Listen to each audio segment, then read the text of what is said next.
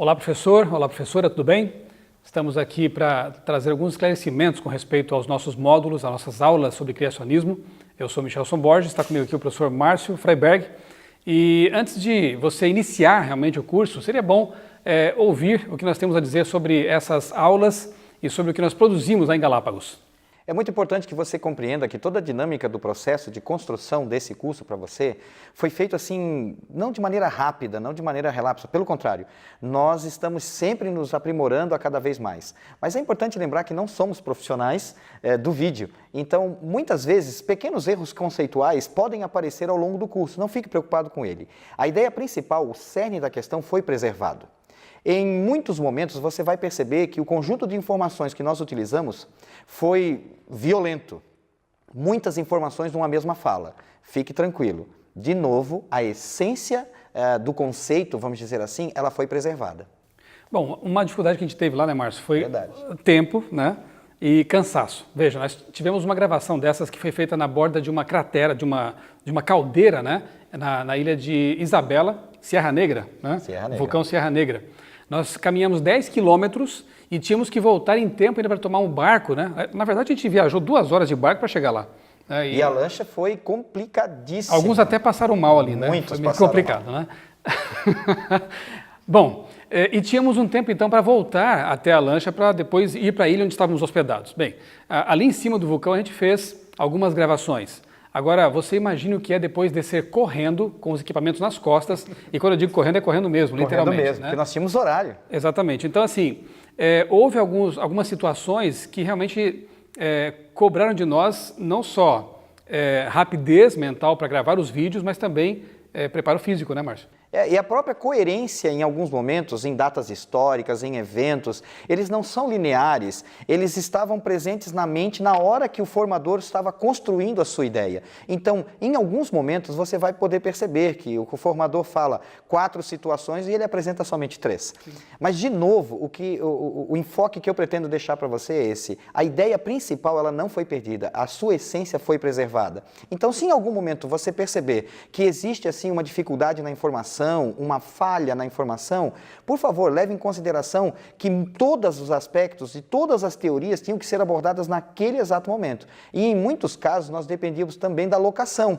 Às vezes o pôr do sol atrapalhava, às vezes uma pequena nuvem atrapalhava, e tudo isso foi feito com bastante carinho e dedicação para que você tivesse condições de compreender como o criacionismo ele existe, ele está fundamentado e, principalmente, ele leva a um criador pessoal. Eles vão perceber também, Márcio, os professores, de que não houve cortes, né? Como se tivéssemos feito ao vivo esse material, né? Em alguns locais tivemos que pedir autorização para os guias locais, porque Galápagos é um local de preservação, né, ecológica, então tivemos que pedir autorização, mas com o tempo, repito, limitado. Então, assim, embora eu tenha dito que foi feito com muito carinho, com muita competência, nós tivemos realmente certas dificuldades, mas por quê? Porque queríamos apresentar a você aulas, né, em um local realmente significativo, bonito, agradável e que tivesse tudo a ver com o conteúdo. Não apenas um estúdio, né, frio, quem sabe, algo assim, né?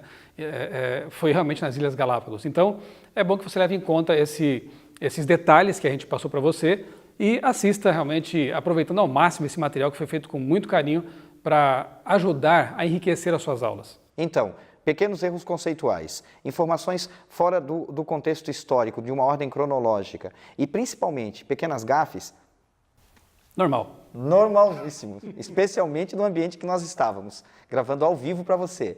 Curta esse programa, você vai gostar. Lembre-se, as aulas são ao vivo, apesar de serem gravadas, nos levaram a compreender um pouquinho melhor toda essa dinâmica e construção da TV moderna. Houve algumas outras assim, aventuras, né? Making off, mas quem sabe algum outro dia a gente conta para você. Um grande abraço, Universidade Corporativa e você, vai dar certo. Um abraço. Olá, professor, olá, professora, bem-vindos à Universidade Corporativa da Educação Adventista, com o módulo Fósseis no Contexto Bíblico do curso Criacionismo.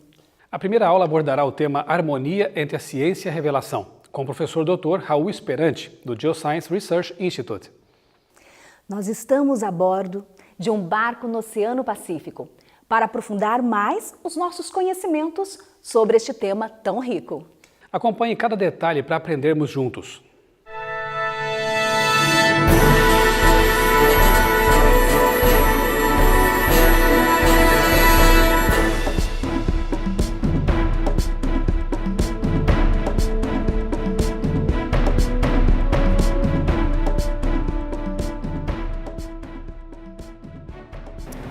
Bienvenidos, profesores, a Universidad Corporativa.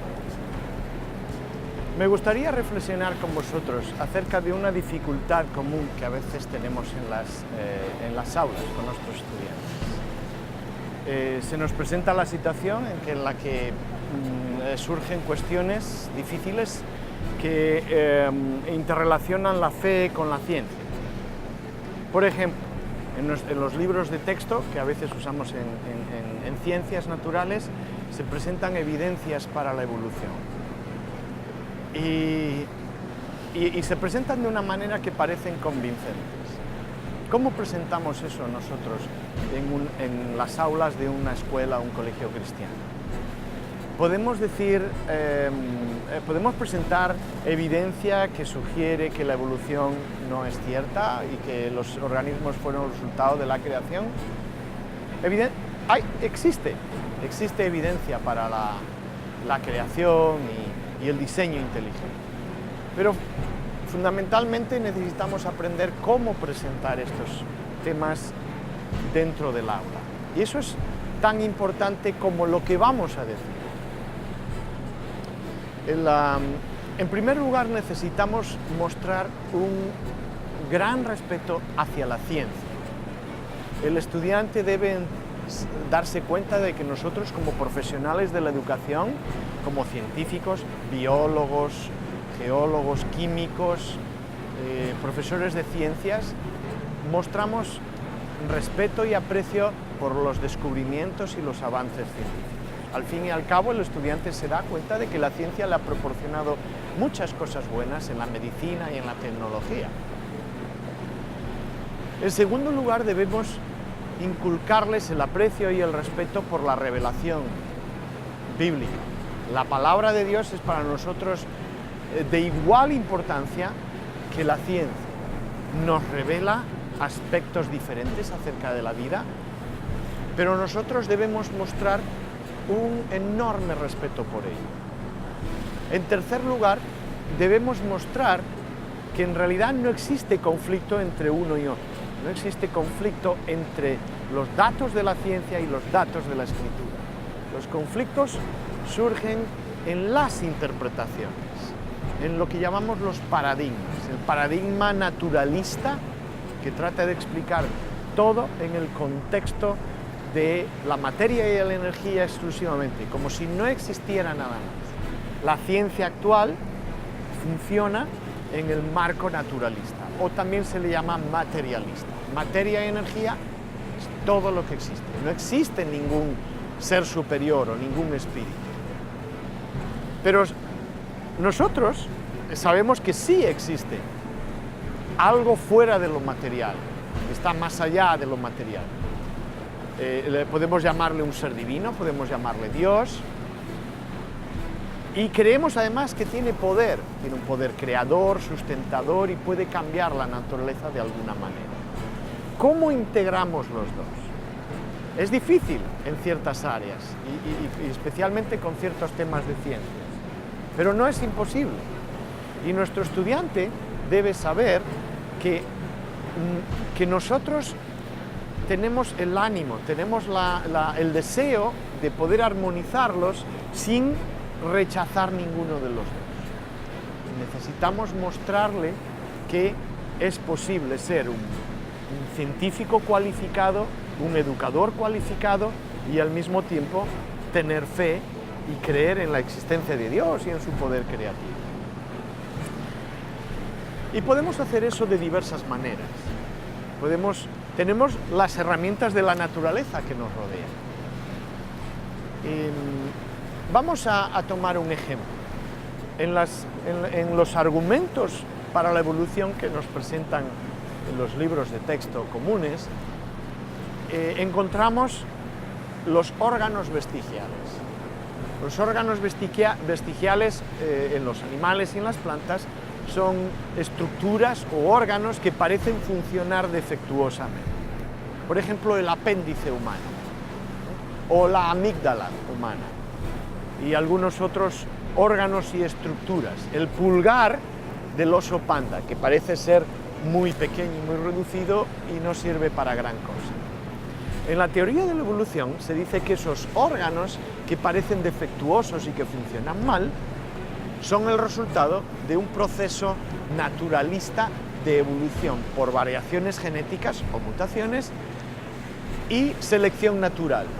Y que con el paso del tiempo muchos órganos y estructuras se van perfeccionando, pero otras se van desechando, van dejando de funcionar y acabarán siendo eliminados.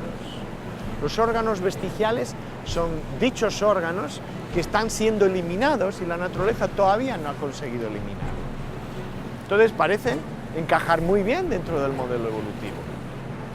Pero, ¿cómo explicamos eso en un modelo de creación? Bueno, en primer lugar, tenemos que retroceder un poquito y realmente examinar si esos órganos son vestigiales, es decir, son el resultado de un proceso de evolución, y si son defectuosos, porque en general se ha presupuesto que lo son. Miren, en el siglo XIX, cuando surgió esta idea, varios anatomistas y otros científicos hicieron una larga lista de más de 120 órganos vestigiales defectuosos en animales y plantas. La lista ha ido reduciéndose porque los científicos han encontrado que esos órganos no son defectuosos, no son inútiles, tienen un propósito y han ido retirando esos órganos de la lista. De hecho, ahora apenas quedan media docena de esos órganos. Y son muy cuestionables, muy cuestionables. Uno de ellos es el apéndice humano o la retina de los mamíferos, que tiene una estructura invertida a lo que los científicos creen que debería ser. Sin embargo, la ciencia nos ha mostrado que la retina está bien construida, que su diseño invertido es apropiado, funciona bien y es el que debería ser para el correcto funcionamiento del ojo y para una visión adecuada en el ser humano. El apéndice humano, que durante mucho tiempo se consideró que era un órgano inútil, no servía para nada y lo único que nos producía era dolencias, malestar cuando se dañaba. En realidad ahora se sabe que es un reservorio de células inmunitarias, que trabaja activamente, especialmente en poblaciones donde la higiene no es adecuada. Entonces fíjense que por un lado, aquellos órganos que la teoría de la evolución estimaba como rudimentarios y defectuosos, ahora se está demostrando que realmente son útiles, necesarios para los organismos. No tienen nada de rudimentario, excepto la presuposición de que lo son dentro de un marco evolucionista. Y esto nosotros podemos presentarlo en el aula de una manera positiva, haciendo que los estudiantes reflexionen, comparen una interpretación con otra usando exclusivamente datos científicos, los cuales después les debe hacer pensar en la interpretación bíblica de que Dios todo lo creó bueno, bueno en gran manera. Pero aún si se demostrara que dichos órganos resultaran ser defectuosos, es decir, que funcionan mal, nosotros entendemos que eso es lo que uno esperaría, en cierto modo, en el marco bíblico, según el marco bíblico de degeneración de la naturaleza, especialmente degeneración del ser humano después de la caída en el pecado. Pero esa degeneración no es el fruto, el resultado de un proceso evolutivo que produce cosas buenas y produce cosas que han de ser eliminadas, sino es el resultado de la degeneración de una naturaleza que fue creada originalmente de manera positiva. Y esto nosotros como educadores podemos utilizarlo en el agua, en el aire, para reforzar la fe de nuestros estudiantes utilizando la ciencia. Relação fé e ciência, conflitos interpretativos, regeneração da natureza e órgãos vestigiais foram alguns dos pontos abordados nesta aula.